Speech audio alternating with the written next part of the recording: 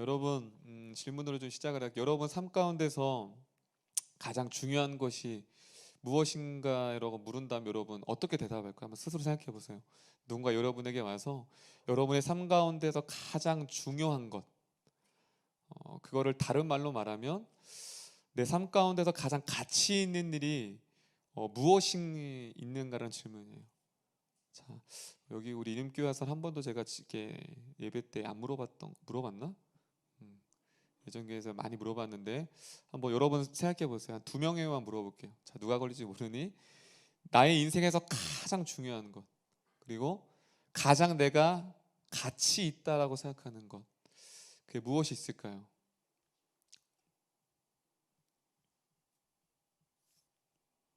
자, 다 긴장했어요, 그렇죠?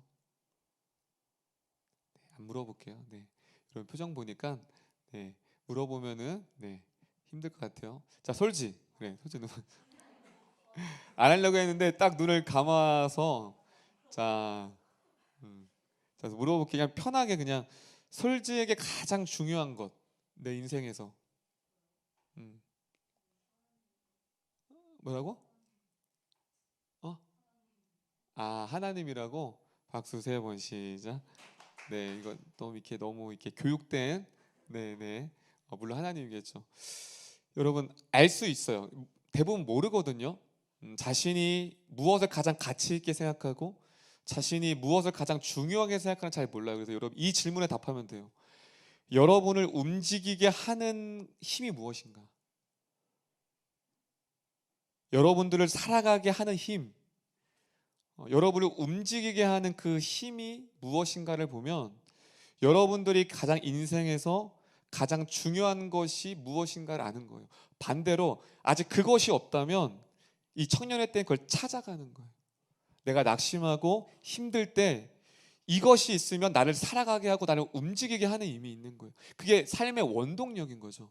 근데 많은 청년들이 그것을 모르는 친구가 있고 딱 두 부류로 나눠요. 이 청년 때 자신을 움직이는 힘이 무엇인지 모르고 살아가는 청년과 그리고 그것이 세상에 있는 청년, 이 딱 두 가지로 나뉘어집니다. 여러분도 오늘 말씀을 잘 들으면서 나는 무엇으로 살아가고 있는가, 어떠한 힘에 의해서 여러분 이 세상은 모두가 다 어떠한 힘에 의해서 살아가고 있어요.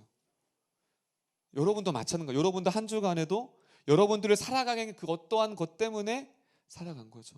그래서 오늘 이 예수님의 비유를 통하여서 여러분이 아, 내가 그렇게 살아왔구나, 나도 모르게 그것을 찾아가는 시간이 되었으면 좋겠습니다. 우리 13절 어떻게 시작하냐면 오늘 본문, 자 13절 한번 볼게요. 13절 오늘 본문을 이렇게 시작합니다. 13절입니다. 크게 읽어볼게요. 시작.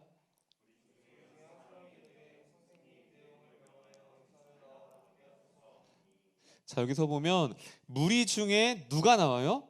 한 사람이 나오는데 그 사람이 말해서 뭐예요? 한 무리 중에, 여기 무리 중이라는 건 항상 여러분 복음서에서 무리라고 하는 것은 예수님께서 복음의 메시지를 전하고 있는 거예요. 그리고 항상 그 무리 가운데는 항상 그 전에 기적과 이적을 행하셨어요. 기적과 이적을 행하시고 예수님이 이렇게 원리인 거예요. 물론 복음을 증거하실 수도 있지만 먼저 항상 어떠한 기적, 어떠한 이적을 일으키시고 뭘 전하셨어요? 복음을 전하셨죠. 그럴 때 그 복음이 그들 가운데 더 효과적으로 그들에게 들어갈 수 있는 거예요.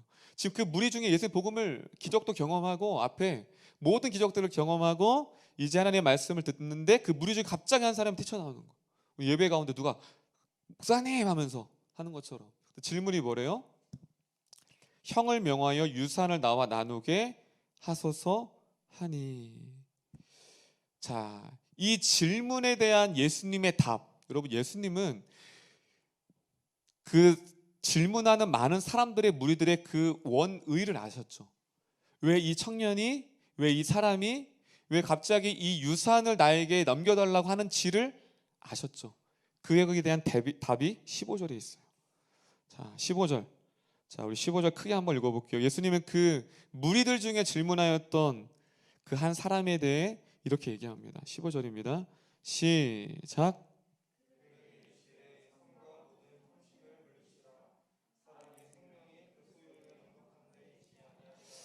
자, 13절과 15절 질문에 대한 답이 복음서에 보면 질문과 답이 이상하게 동문서답일 때가 있어요. 지금 뭐라고 말씀하세요? 유산을 명하여 내게 주옵소서. 이것은 불의한 게 아니에요. 여러분, 장남에게는 당시에 유산이 3분의 2를 받았어요. 차남은 3분의 1이죠. 그런데 지금 보니까 유산을 나누게 한다는 건 뭐냐면 지금 형이 다 갖고 간 거예요. 이해되셨죠? 다 갖고 간 거예요. 여러분, 이것은 당연한 거예요. 이 지금 예수님께 질문한 이 사람은 당연한 자기의 도리를 던진 거예요. 잘못된 게 절대 아니에요. 자기 것 다른 사람의 것을 탐한 게 아니에요. 오히려 형이 탐했죠. 그런데 왜 예수님은 갑자기 이렇게 당연한 건 지금 불의 가운데 있는 이 한 사람이 나눠달라고 예수님께 말을 했는데 왜 그를 향하여 탐심하지 말라고 했는가? 그것이 오늘 본문의 핵심인 거예요. 왜 그랬을까요? 서두 얘기했듯이 지금 이 무리가 어떤 무리예요? 예수님의 많은 기적들을 경험한 무리들이에요. 그리고 하나님의 복음을 듣고 있어요. 그렇다면 이 사람이 질문이 바뀌어야죠. 어떤 질문을 해야 돼요? 주님, 내가 그 영생을 얻으려면 어떻게 합니까? 내가 그 하나님의 나라를 소유하려면 주님, 나는 어떻게 해야 되죠? 내가 이제 그 가치 있는 삶을 살려면 주님, 내가 어떻게 합니까? 내 것을 포기하고 내려놓으려면 어떻게 해야 되죠? 나 주님 따라가고 싶고 주님 살아가고 싶은데 어떻게 해야 됩니까? 라는 질문이 나와야 되는 거예요. 그런데 이 청년은, 이 사람은 하나님의 복음의 메시지도 듣고 기적도 경험하였고 하나님의 나라를 경험했음에도 불구하고 여전히 그것을 버리지 않았다라는 거예요. 여전히 그 탄심이 그대로 있었다라는 거예요. 강팍했다라는 거죠. 수많은 기적과 복음을 하나님의 나라를 경험했음에도 불구하고 전혀 가치관이 바뀌지 않고 여전히 그대로였던 이 한 사람. 그 사람을 가리켜 삼가라고 말합니다. 15절 삼가라는 거 다 따릅니다. 물리쳐라, 주의하라, 분별하라. 지금 하나님께서 여러분에게 말씀하시는 거예요. 여러분의 일상 가운데 한 주 동안에 바쁘게 살아가잖아요. 그렇죠? 그런데 예수님께서 여러분에게 또 동일하게 말하는 거예요. 주의해라, 삼가라, 분별해라. 지금 너의 마음이 지금 세상으로 빼앗기고 있지는 않은지 주의하라는 거예요. 마치 이 한 사람처럼 여전히 하나님의 은혜를 경험했음에도 불구하고 내 가치관과 세계관이 모든 이 세상 가운데에 있다라는 것을 뭐라는 거예요? 지금 예수님께서 우리에게 주의하라고 말합니다. 그리고 뒤에 탐심이라는 건 뭐냐면 헬라어로 따릅니다. 움켜쥐다. 움켜쥐다. 여러분, 움켜쥐다라는 게 있어요. 지금 이 한 사람은 물질의 소유를 놓지 못한 거예요. 이거를 풀어놔야 되는데 여전히 그 안에는 욕망, 야망, 재물에 대한 소유에 대한 탐심을 움켜쥐고 있어요. 그러니 아무리 기적을 보고 복음의 메시지를 들어도 변하지 않는 거예요. 마찬가지예요. 우리들도. 여러분 안에도 여전히 세상 가운데 움켜쥐고 있는 그것이 있다면 아무리 말씀을 들어도 변하지 않는 거예요. 하나님의 은혜가 여러분 삶 가운데 펼쳐져도 그것을 움켜쥐는 것을 탐심, 그걸 놓지 않으면 여전히 무리들의 이 한 사람처럼 여전히 변하지 않고 그 마음에 그것을 가지고 있을 수밖에 없다라고 지금 예수님이 우리에게, 여러분에게 말씀하고 있습니다. 그래서 예수님께서 이 무리들을 향하여서 그 탐심을 없애기 위해서 한 비유를 듭니다. 비유. 자, 어떤 비유를 들까요? 자, 몇 절을 보시냐면 16절에 보면 부자가 나와요. 자, 16절 보면 부자가 나오고 밭에 소출이 풍성해요. 여러분, 우리가 밭이라고 하니까 와닿지 않는데 한 연봉이 한 몇 억 돼야지 여러분 만족할까요? 몇 억 되면 너무 멀어요. 여기서 한 연봉 5천 된다 한번 손 들어보세요. 하나, 둘, 셋. 여기 5천 안 돼요? 자, 나는 5천 되고 싶다. 하나, 둘, 셋. 왜 사세요? 마음으로 손들었죠. 5천이 진짜 안 돼요? 왜 뼈를 때렸어요? 예.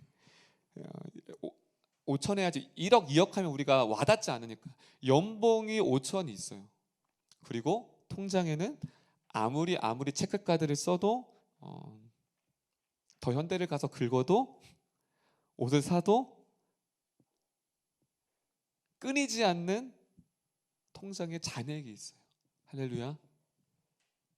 안 기뻐요? 그리고 생각은 그래도 꾸며야죠. 그렇죠?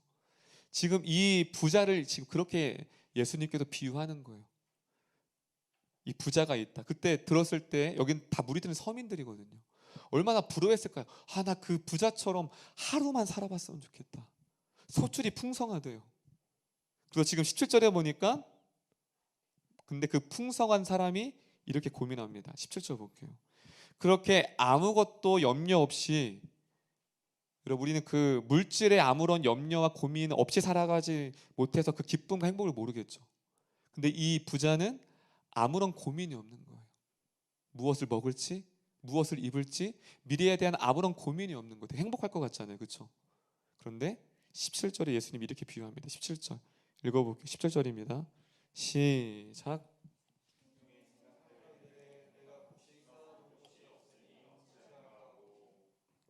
자, 지금 아무런 고민과 염려가 없을 것 같던 그 부자가 17절에 뭐예요? 어찌할꼬 하고. 자, 이것이 어떤 학자는 되게 예수님의 그 이 비유에 대해 잘 해석한 글이 있어요. 제가 잘 읽어볼게요. 어떠한 신학자의 주석입니다. 지금 여기서 말하는 어찌할꼬는 단순히 의문이 아니라 한 끼의 식사를 어디에서 해결해야 할지 몰랐던 그 지방의 어느 한 가장 가난한 거지라도 이것보다 더 걱정스러운 말을 할 수 없는 것을 가리킨다. 자, 이 신학자가 참 명쾌하게 해석을 해놨어요. 여기서 지금 부자가 어찌할꼬라는 그 고민은 어떤 고민이래요?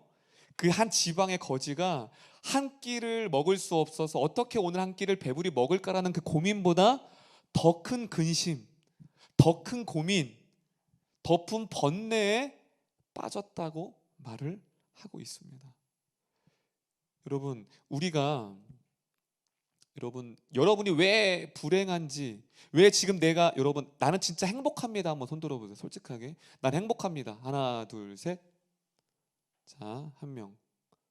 우리 청년부는 행복하지 않네요. 죄송해요. 제가 기도가 덜 부족해서. 그렇다면 다시 한번 질문해 보세요. 나는 무엇이 있으면 행복할까? 직장에 대한 보장? 아늑한 집? 그리고 이성 친구? 여러분이 행복하려면 무엇이 있어야 됩니까? 여러분, 이 부자는 자신이 행복하려면 행복하지 않은 이유가 무엇이냐면 지금보다 더 많은 물질이 없기 때문이라고 생각했어요. 지금 내가 행복한, 여러분 부자들에게 물었어요. 당신이 어느 정도의 금액이 있어야지만 행복합니까? 만족하겠습니까? 어떠한 금액? 억만장자인데 물은 거예요. 그럼 뭐라고 대답했을까요? 지금보다 조금 더. 1조를 가진 사람에게 물어보세요. 당신의 물질에 대해서 만족합니까? 지금보다 더. 여러분, 이게 인간인 거예요. 다 모두가, 우리가 보면 1조를 가진 사람은 너무 크니까 너무 큰가요? 한 10억? 20억? 만족할 것 같잖아요. 그렇죠? 근데 그 사람에게 물어보잖아요. 아니에요. 지금보다 더. 지금보다 더. 지금 이 농부도 마찬가지였어요. 지금 소출이 가득하는데도 채워지지 않는 거예요. 그러니까 곡식을 헐겠대요. 창고를 더 만들겠대요. 지금 이 물질 갖고는 아닌 거야. 자꾸 공허한 거, 다른 사람이 보았을 때는 아무런 불편이 없어서 행복한 것 같은데 자기의 마음 가운데 여전히 채워지지 않으니까 내가 채워지지 않느냐, 지금의 물질이 보다 더 있어야 돼. 그래서 뭐 하죠? 지금 곡간을 다시 짓습니다. 거기에 18절에 보면 쌓아둡니다. 그리고서 이렇게 말합니다. 19절 크게 한번 읽어볼게요. 여러분께서 19절입니다. 19절 시작.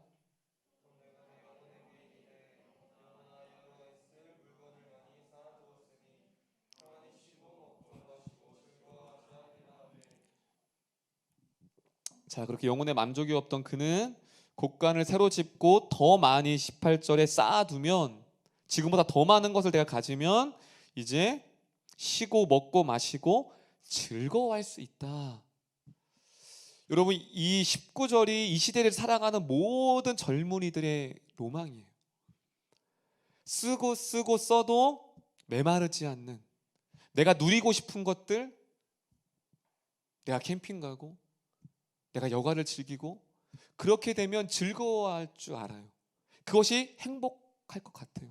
그것을 향해 달려갑니다. 그런데 예수님은 이렇게 말합니다. 20절.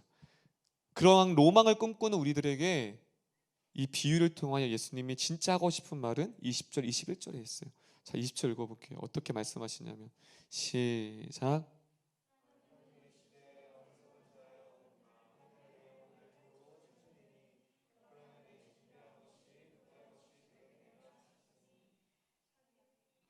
자, 20절에 보면 다다랍니다. 어리석은 자여. 여러분, 이 농부를 가리켜 예수님께서 뭐라고 말씀하세요? 어리석다라고 말해요. 어리석다라는 건 뭐냐면 다 허무하다라는 거예요. 허무한 것을 쫓은 사람을 가리켜 어리석은 자라는 거예요. 지금 자신이 쫓고 있는 그것이 얼마나 허무하고 얼마나 보잘것없는지를 모르고 평생을 그렇게 쌓아왔다는 거죠. 그래서 20절에 왜 어리석어요? 너의 생명을 내가 부르면 그것이 누구의 것이 되겠느냐. 이 농부가 열심히 쌓아왔지만 하나님께서 부르시면 그 모든 것들을 다 어떻게 해야 돼요? 다 놓고 가야 돼요. 이것은 무엇이 다릅니다. 내 생명의 주인이 하나님이십니다. 여러분, 이 농부는 무엇을 몰랐어요? 자신의 참된 주인이 하나님인 줄을 몰랐어요. 생명이 누구 것이에요? 하나님의 것이에요. 하나님 부르시면 우리는 이 세상에 이루어온 모든 것들을 다 놓고 갈 수밖에 없는 인생입니다. 젊은이도 하나님 부르시면 가야 돼요. 억만장자도 부르시면 가야 돼요. 사랑하는 여인을 두고도 하나님 부르시면 가야 돼요. 그렇기 때문에 예수님께서 말씀하시는 거 15절에 생명이, 참된 생명의 만족이 15절에 보면 소유에 있지 않다. 할렐루야. 소유에 있지 않은데, 반대로, 그런데 우리는 왜 자꾸 소유를 따라가죠? 그 소유가 없으면 왜 나는 낙심하고 두렵죠? 왜냐하면 이 세상의 가치가 그렇기 때문에 그래요. 더 많이 가져야 돼. 더 많이 누려야 돼. 그래야지만 네 인생이 참된 노후가 행복할 수 있어. 세상의 가치는 그렇게 가르치기 때문에 마치 내가 그 소유에 있지 않으면 나는 행복하지 못한 자라고 착각을 해요. 그래서 내가 행복하지 못한 모든 이유를 다 내가 물질과 어떠한 것이 세상의 기준이 없기 때문이라고 결론을 짓게 됩니다. 여러분, 이 농부는 무엇을 몰랐죠? 자신의 삶이 제한적인 것을 알지 못했다라는 거예요. 그래서 21절에 이렇게 말합니다. 예수님께서, 제가 읽을게요. 자기를 위하여 재물을 쌓아두고 하나님에 대하여 부여하지 못한 자는 이와 같으니라. 자, 예수님께서 마지막으로 어떻게 해요? 이 농부 얘기를 들었을 때 모든 무리들은 아유, 그 농부 진짜 어리석다. 여러분처럼 그렇게 생각했을 거예요, 무리들은. 그런데 마지막에 혀를 찌르 예수님이. 하나님께 대해 부여하지 않은 사람들은 다 이 농부처럼 어리석은 삶을 살아가고 있다라고 말합니다. 그 무리들은 이 농부 얘기를 들으면서 아유, 저 어리석은 농부. 근데 예수님은 뭐예요? 너희들이 그렇다라는 거예요. 마찬가지예요. 오늘 이 설교를 듣는, 설교를 전하는 저도 마찬가지고, 나는 농부와 같지 않아 라고 착각하는 사람이 있다면 예수님 오늘 그렇게 말씀하시는 거예요. 저와 여러분들이 그렇게 이 농부의 어리석은 자처럼 그렇게 어리석은 것을 향하여 쫓고 있다라는 것을 예수님이 우리에게 말씀하고 있습니다. 이 농부의 가장 중요한 것은, 이 농부를 움직이게 해야 하는 힘이 뭐였어요? 물질이었어요. 소유였어요. 그렇다면 여러분에게 물어보겠습니다. 여러분의 가장 중요한 것, 그리고 여러분들을 움직이게 하는 힘이 무엇입니까? 바로 거기에 대한 대답이 오늘 설교의 핵심인 거예요. 자, 이 질문에 답하기 위해선 먼저 이 질문이 있어야 돼요. 여러분을 움직이게 하는 힘, 여러분의 가장 가치 있는 중요한 일, 그것을 먼저 알기 위해선 이 질문이 먼저 있어야 돼요. 여러분, 반대로 하나님께 질문해 봅시다. 여러분이 하나님께 가장 중요한 일은 무엇입니까? 자, 반대로 하나님을 움직이게 하는 힘이 무엇입니까? 자, 이 질문에 대한 답을 한번 우리가 내려봅시다. 자, 질문해 볼게요. 하나님을 움직이게 하는 힘, 하나님의 가장 중요한 게 무엇일까요? 유라나, 뭘 것 같아요? 하나님이 이렇게 물어봐서 하나님 어떻게 대답하실 것 같아요? 응? 저희? 자, 박수 3번 시작. 맞아요. 너무 쉽게 맞춰가지고 틀릴 거 예상하고 이렇게 얘기를 했는데, 여러분, 하나님께 물어보세요. 하나님에게 있어서 가장 중요한 일은 무엇이죠? 그리고 하나님을 움직이게 하는 그 힘이 무엇이죠? 그것은 저와 여러분이에요. 할렐루야. 그래서 그 힘이 하늘의 보좌를 버리고 이 땅에 오실 수밖에 없었어요. 하나님에게 있어서 가장 중요한 일, 중요한 것, 그것은 저와 여러분이었어요. 그래서 여러분을 위해서 움직이기 시작했어요. 하늘의 보좌를 버리시고 이 땅에 오셔서 십자가의 죽으심으로 저와 여러분들을 사랑하심으로 그렇게 가장 중요한 일, 가장 그 위대한 일, 하나님은 그것이었어요. 예수님도 마찬가지예요. 이 세상에서 공생활동 33살에 33년 동안 그분은 이 땅의 수많은 무리들을 위해서, 바로 예수님은 무리들이 자신을 움직이게 하는 원동력이었고 힘이었습니다. 가장 중요한 일, 머리 둘 곳도 없으시고 그 수많은 무리들을 위해서 그것이 가장 가치 있는 일이었어요. 그래서 하나님께서 가장 가치 있는 일은 말도 안 되지만 많은 일들을 하셨죠. 우주 만물을 창조하시고 해도 지으시고 달도 지으시고 이 세상에 수많은 아름다운 경이로운 모든 것들을 다 지으셨지만 하나님에게도 가장 가치 있는 일이 무엇입니까 하면 딱 하나, 저와 여러분들을 만드시고 저와 여러분들을 위해서 십자가에 죽으신 그 일, 그 일이 가장 하나님이 위대하신 일, 가치 있는 가장 중요한 일이었습니다. 할렐루야. 그렇다면 이 여기서 말한 예수님이 하나님께 부유한 자가 무엇이에요? 바로 하나님이 우리에게 어떠한 가치를 행하셨고 하나님의 전 시간을 통틀어서 가장 가치 있는 일이, 그 일이 무엇인가를 아는 사람, 그것이 하나님께 부유한 사람이고, 그 부유한 사람을 아는 자는 뭐예요? 그 주님께서 그렇게 하셨듯이, 주님, 나에게 가장 가치 있는 일은 주님께서 나를 위해 그렇게 사셨듯이 나 또한 주님을 위하여 내 삶을 드리고, 주님께서 그렇게 가장 가치 있는 일 나를 위해 희생하셨듯이 주님을 위해 내 물질과 내 모든 것을 다해 드리면서 사랑하는 것, 바로 그 주님이 나를 움직이게 하는 힘입니다. 할렐루야. 이것이 하나님께 부유한 자라는 거예요. 그런데 많은 사람들이, 많은 무리들이 그 부유함이 없었다라는 거예요. 하나님께서 가장 가치 있는 일, 여러분, 하나님께서 그렇게 우리를 위해 그렇게 가치 있는 일을 하셨다면 그 가치를 받은 우리가 어떻게 살아가야 할까요? 무엇을 드려야 할까요? 목사님이 여러 번 하는 말이 있죠.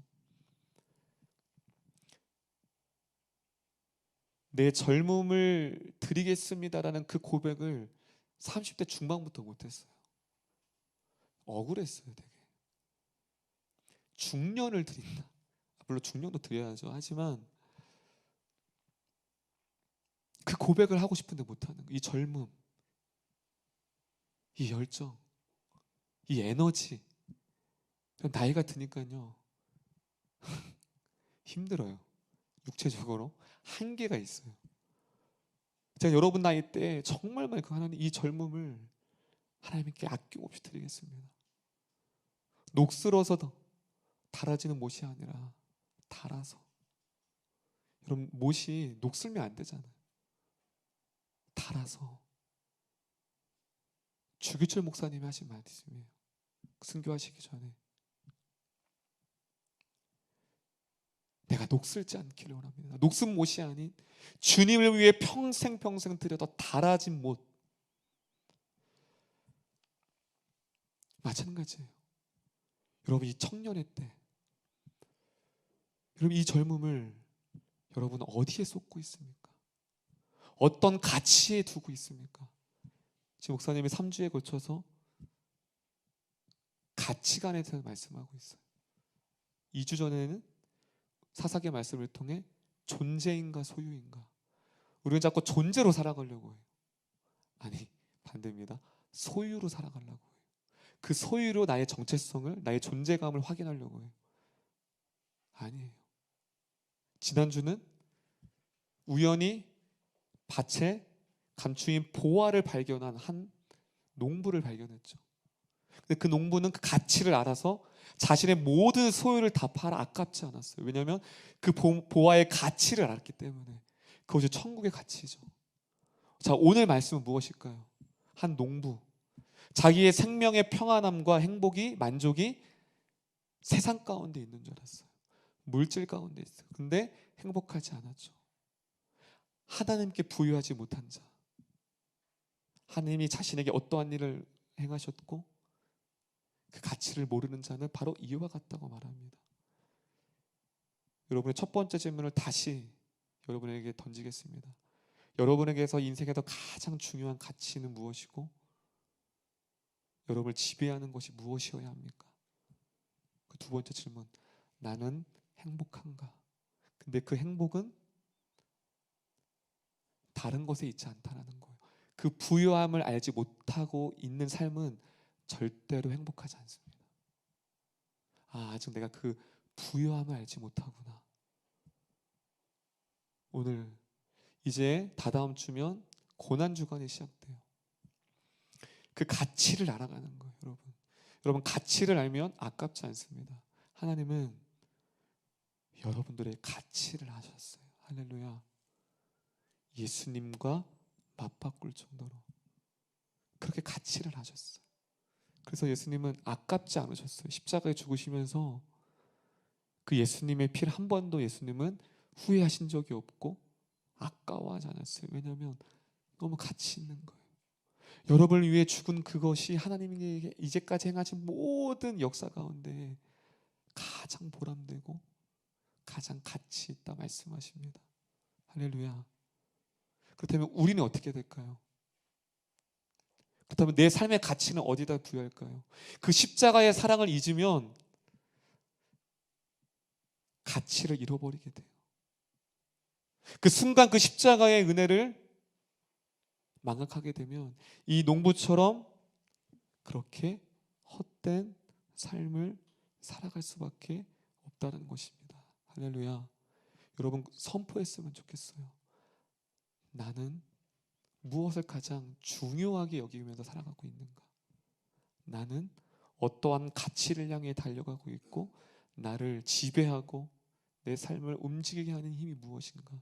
그것이 그리스도의 사랑이 되어지기를 소망합니다. 할렐루야. 옆 사람에게 이렇게 질문했으면 좋겠습니다. 당신에게 가장 가치 있는 일은 무엇입니까? 우리 마지막으로 말씀을 읽도록 하겠습니다. 15절 한번 읽어볼게요. 15절 12장 15절 읽겠습니다. 12장 15절입니다. 시작.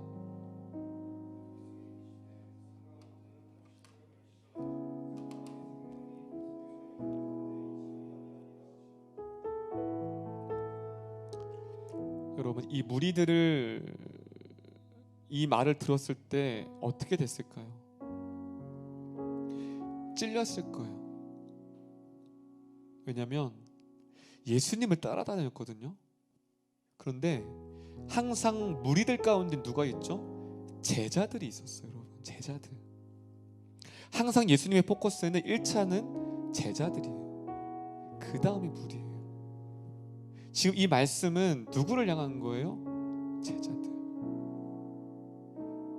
그들이 예수님을 쫓은 이유는 뭔가 삶의 윤택함을 위해서였어요. 그래서 보면 자리를 놓고 싸웁니다. 제자들이 누가 좌편에 있을 거냐, 누가 우편에 있을 거냐. 그들이 예수님을 쫓은 이유는 단 하나였어요. 자신의 가난함을 극복하고 예수님을 따라다님을 통하여서, 그래서 오병이어 사건에 보면 임금을 삼으려고 합니다. 사람들이. 그때 제자들이 가만히 있어요. 그때 예수님이 서둘러 빨리 가자, 빨리 바다로 건너가자. 그게 오늘 주일 오전 말씀이에요. 예수님은 정확히 하셨어요. 그들 가운데 왜 가만히 있어서 제자들은요, 계산, 걔네들이래. 제자들은 계산이 빨라요. 예수님이 왕이 되면 내가 그 다음에 있고, 그렇지. 속으로 어떻게 하죠? 당신은 왕이 되어야 합니다. 당신은 이들을 다스리는 자가 되어야 합니다. 왜요? 그래야만 자신도 지위가 올라갈 수 있거든. 예수님이 그걸 정확히 하시고 말씀해 보면 서둘러 그들을 재촉하십니다. 여러분, 이 제자들 우리들일 수 있어요. 우리는 왜 예수 믿죠? 윤택한 삶, 지금보다 조금 더 안락한 삶, 물론 그것도 필요해요.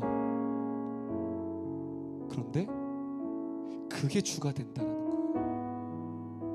예수님은 그 제자들에게 말합니다. 너희의 생명의 그 행복이, 평안함이, 참된 안식이 너희들 제자들이 생각하는 것처럼 소유에 있지 않다. 이 세상에 있지 않다라고 말합니다. 여러분도 마찬가지예요. 불행하다고 느끼시는 분이 있습니까? 외롭다고 느끼시는 분이 있습니까? 왜 내 삶에 행복이 없지? 왜 기쁨이 없지? 왜 참된 즐거움이 없지?